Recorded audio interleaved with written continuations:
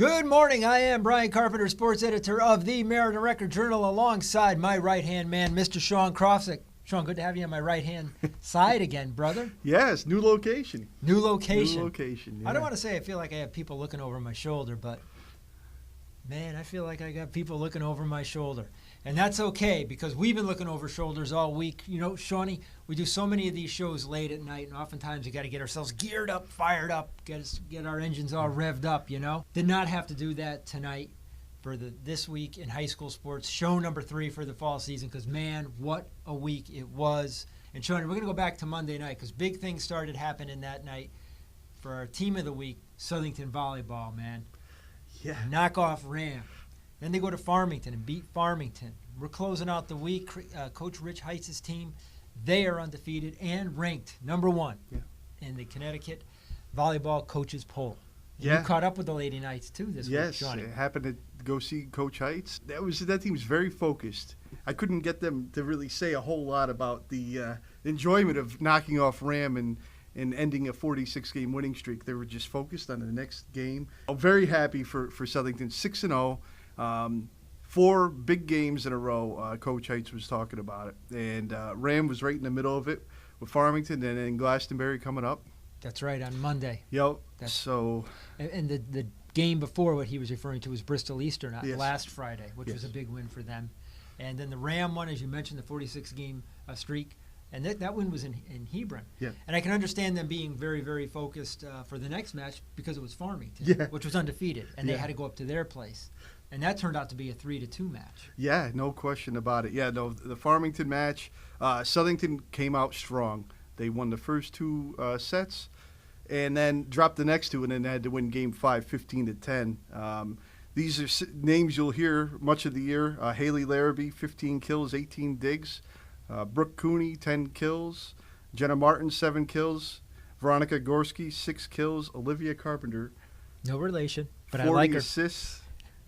And libero Lindsay Danko had 21 digs. These were all big names also at the Ram matchup. Ram hadn't lost a home game since 2011. So it was just a remarkable week for Southington Blue Knights. You're right. They're a very well-balanced team. They graduated some big names, you know. But the Danko girl, you know, at libero, she's off to a fine start. Yeah. The Gorski girl, you know, she's only a sophomore, right? Young kid in the middle. You know, Brooke Cooney is back. The Larrabee girl, but she is a double-double machine. Yeah. Do I hear Athlete of the Week nominee? Very well could be. Very well could be. So, Coach Rich Heiss and his Lady Knights, number 1 in the state. Good for you. And not too far behind them, Shawnee. Yes. Sue Bavone and her Cheshire Rams. They are undefeated. We saw them twice this week because they came to Wallingford twice, and they beat Lyman Hall, and they beat Sheehan. They're undefeated. Not only are the Lady Rams undefeated, Shawnee, they have yet to lose a set. Yeah. We'll take you back to the Lyman Hall matchup. Lyman Hall dropped to 2-2, and at that time Cheshire went to 4-0.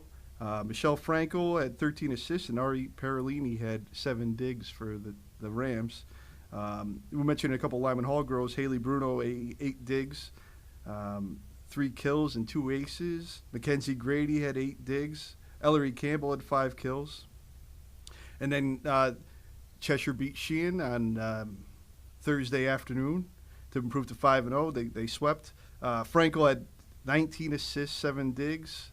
Mia Juditis, a name we've talked to a Never lot. Heard of her. Never heard of her. Mia Juditis is one of the finest female athletes in our area. Yeah, 7 kills, 2 aces, and her volleyball and softball teammate Ari Perlini, 12 digs. There you go. So Southington, number 1, undefeated. Cheshire, number 5, undefeated. What will happen perhaps in the first week of November on the road to the finals? Well, we shall see. But right now we have 2 teams playing very good volleyball. Some other volleyball notes, too. Lou Giannakopoulos' team had a nice win tonight against East Windsor, 3-2. And the Maloney Spartans are 4-2. But also Kevin Savage. Congratulations to Kevin and his wife. They have a newborn son. In fact, the child arrived on Wednesday about the time Maloney was beating Rocky Hill. Kevin and his wife are big fans of the paper, and his wife teaches at Sheehan. So she always talks to us about our local area sports. Yeah, she might be a little too busy to talk to you this week, Shawnee. Yes. Congratulations to them. You know, Kevin Jr. is here, and I understand he already has 2 career digs. Oh. And lastly, too, we got to remember, we're talking about undefeated volleyball. Wilcox Tech, they have yet to lose. Sue Planishek's girls. As always, Shawnee, we've got good volleyball in our area. And as always, we have good swimming, especially down at Cheshire. You were down there tonight, Shawnee. Cheshire swam against Lyman Hall, another Cheshire girls team that's undefeated. And a big night for people like, Sophie Murphy.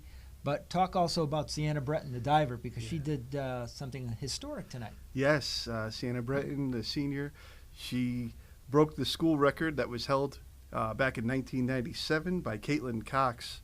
She broke it with a 285.65, and then Cox had a 284.55. So it was obviously when you go to a Cheshire swim meet, they have everything going on at the same time. It's great for reporters. They put us right where the divers are, and then there's the swim meet going on. So the girls in the team didn't realize that she won until the very end. Word got out, but they wanted it. So they had a big celebration at the end. It was a big cheer. It was an impressive performance, 21-year record. So that's 48 dual wins in a row for this Cheshire team. Like you said, Sophie Murphy, 2 wins. Cheshire looks as strong as ever, and they're contenders to defend their championship. And Lyman Hall, they're on their way to their Division II matchups, and they'll be contenders for that. I know the record looks 0-4, but look at the competition. Well, that's just it. The SEC D2 schools go up against the big guns in D1. Yeah, they take their lumps early and then usually turn it around and do very well. Yeah, Coach down in area has some girls always worth watching on that squad. Also worth watching, we caught up with them today. Spencer, I had you going all over the place. I had you going so many places today, Spencer, I couldn't even keep track of them. I've forgotten. I'm sure you haven't, because he's got clips of one of our hottest teams, and that is our man Giuseppe Testa, his boys' soccer team at Wilcox Tech. They are undefeated, a 6-1 victory today. Or was this yesterday? See, Spencer, how busy it's been this week? Just nonstop. Yes, old friend Kelvin Cortez, 5 points, a hat trick, and and 2 assists. 2 assists, yeah. Kelvin Cortez, former athlete of the week. Chris Aceves, 2 goals and an assist. Aman Alahak had a goal, and Andres Fairfan and Gio Solis each had assists. Fairfan actually had 2. The team is rolling, undefeated, 5-0, looking really strong. Yep, defending CTC champs. Glad we were able to catch up with Joe and his boys on Wednesday. That's when that game was.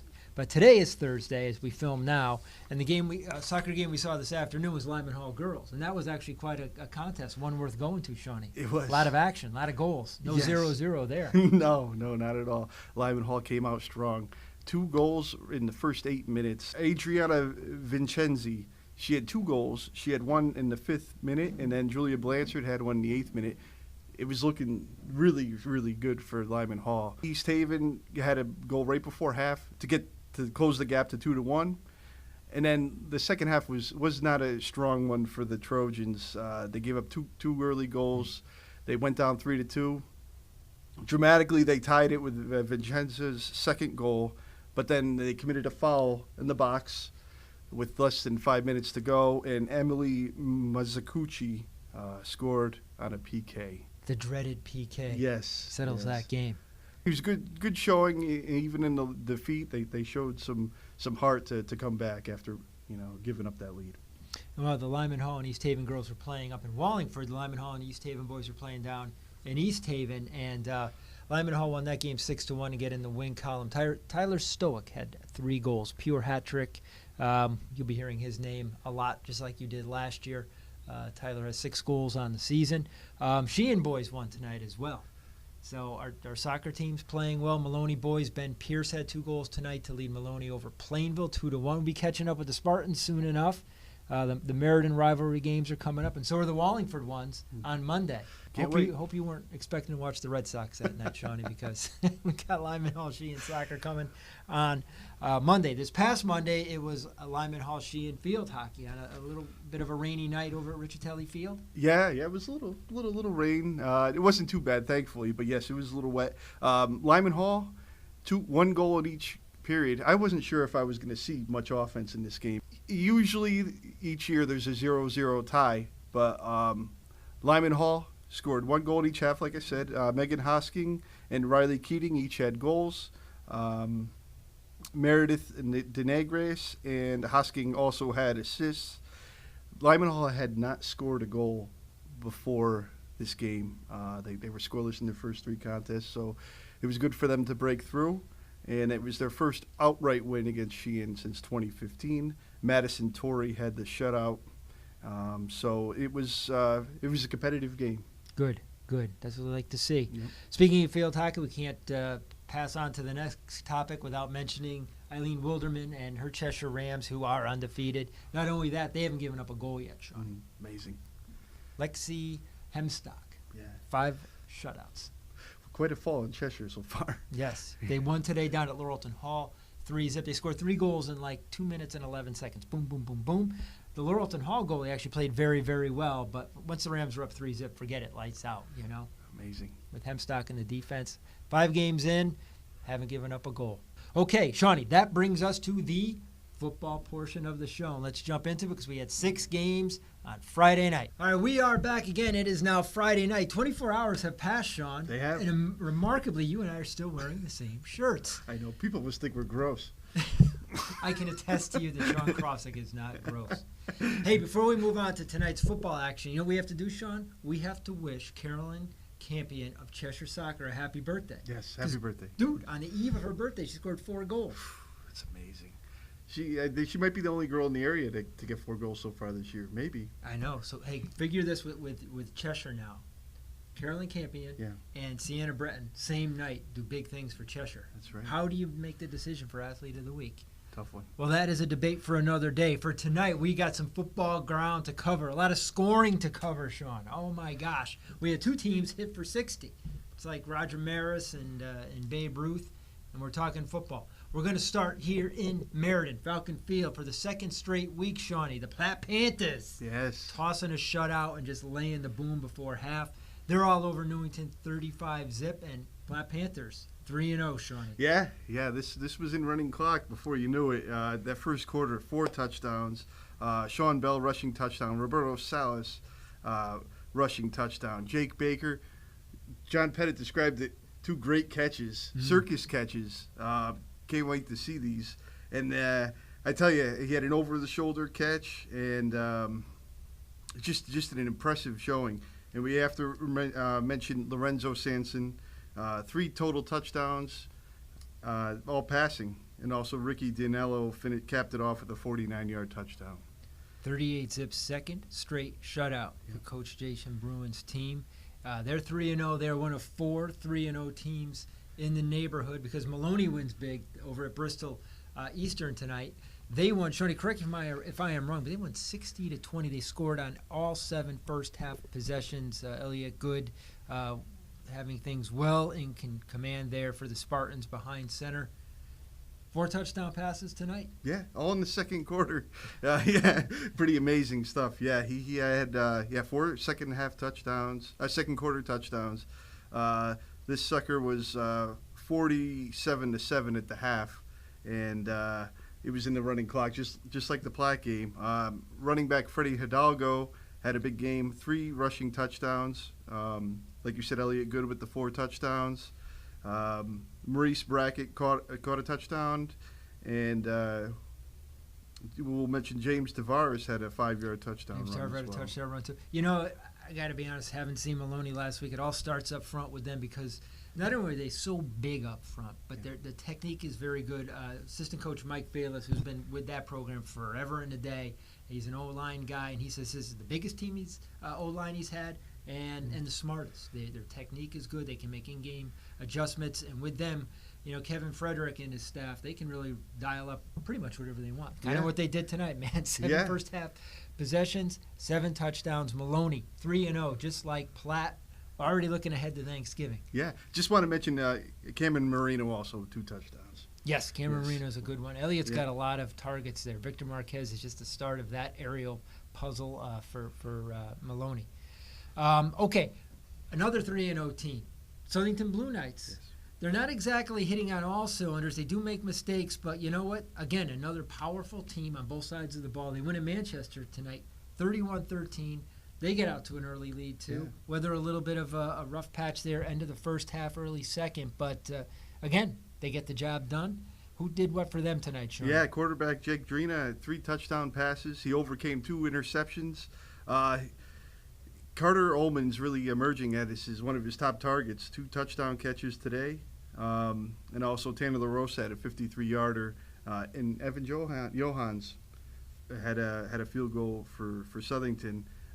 Like you said, they got off to that quick start, 21-0. Manchester made that run, but they scored 2 late touchdowns to put this thing away. You know, Johan's field goal was the one, I think it was 21-13 at the time. He kicks a 25-yarder, which for him is a chip shot. Evan Johan's all-record journal kicker last year, clearly the best kicker in the area, one of the best in the States, and at the high school level, having a kid who's going to nail all your PATs and has range basically anywhere inside the 50. What a weapon to have. Yeah. Coach Mike Drury certainly has a kicker in the arsenal, no doubt. Okay, those 3 teams we just discussed, Platte, Maloney, Southington, all 3-0.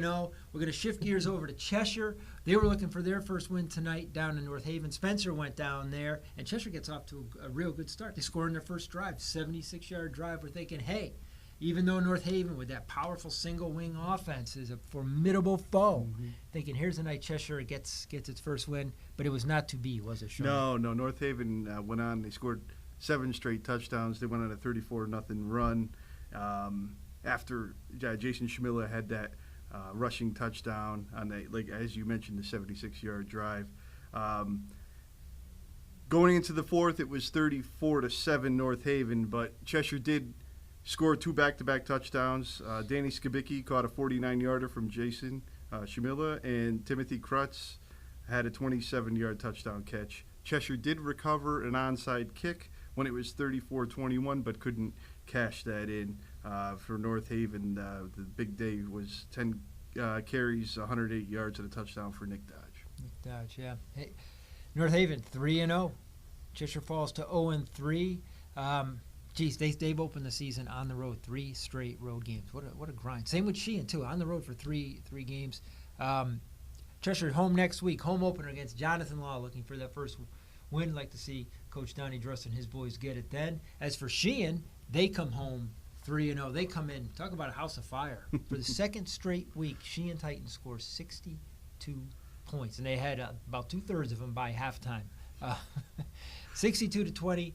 Or is it 27 down there at Guilford? They score a late touchdown, Shawnee? Yeah, it was 62-20 is the score I have. Yeah. Yes, yeah. it is. So many numbers, and it was my understanding there would be no math. But there's Sheehan. With Sheehan, there's a lot of math, and there's a lot of fast math, too. Bogan, another big night at running back. And West Jersey had like 5 touchdown passes tonight. He did. Not? He did, yes. He had 2, actually 3 in the first quarter alone. Aaron Simmons, right away in the first drive, he threw 2 to Jordan Davis, who we're happy to see back out on the field. Yes. And they were off and cooking. In the second quarter, Braden McCarthy, and then, like you said, Terrence Bogan. Man, this guy is unstoppable. 66-yarder, 70-yarder, and a 10-yarder. Hey, what did he have, over 300 last week? He did. He had 300 plus. He had 200 plus the first week. Obviously, if you do quick math just on the 3 touchdowns, he's got another 200-yard game. He gets almost to 1,000 yards. And Aaron Simmons 2 touchdowns. 62-20. Yeah. Sheehan Titans. You know, and the thing too with Sheehan is like, don't leave them any time. Literally. You know, Guilford scored a late touchdown there in the second quarter just before half, and Sheehan goes, and Bogan scores at like 1.9 seconds to go. Yeah, they could score in a hurry. Do not leave them any room, Sheehan opponents, because they will make you pay. Sheehan Titans, 3-0. All right, that leaves one more game on the block, and it was the most frustrating one. It was down at Lyman Hall.